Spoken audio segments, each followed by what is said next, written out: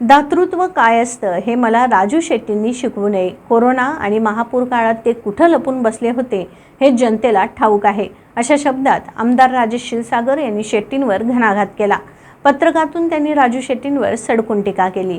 शेतकऱ्यांच्या आंदोलनातून उदयाला आलेल्या राजू शेट्टींनी कारखानदारांची युती केली असा आरोप करत क्षीरसागर म्हणाले, शेतकऱ्यांना बाजूला करून स्वार्थासाठी राजकारण करणाऱ्यांनी माझ्यावर खोटे आरोप करून प्रसिद्धी मिळवण्याचा प्रयत्न केला, पण ते आरोप सिद्ध करावेत, नाहीतर संन्यास घ्यावा. मी पूर आणि कोरोनाच्या काळात जनतेसाठी रस्त्यावर उतरलो, सेवा दिली, जनतेनं मला साथ दिली आणि राजू शेट्टींना घरी बसवलं.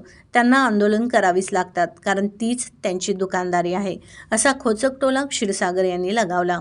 गोकुळ विरोधात आंदोलन करणाऱ्या शेट्टींच्या संघात शेतकऱ्यांना काय दर मिळतो असा सवालही त्यांनी उपस्थित केला. महायुती सरकारच्या काळात कोल्हापुरात मोठा निधी आल्याचा दावा करत क्षीरसागर यांनी शेट्टींना अंबाबाईचं दर्शन घेऊन सुबुद्धी मागावी असा उपरोधिक सल्ला दिला.